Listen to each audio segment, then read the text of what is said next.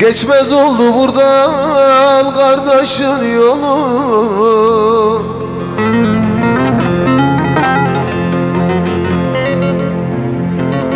Kapımı çaldı da bir kara haber.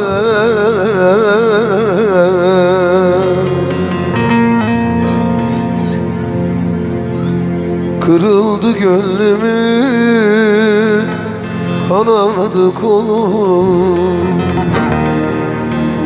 Kırıldı gönlümün kanadı kolum. Oldu kardeş ne oldu? Darda mı kaldın? Doluya mı düştün? Darda mı kaldın? Bir sanım elinden yareni aldım.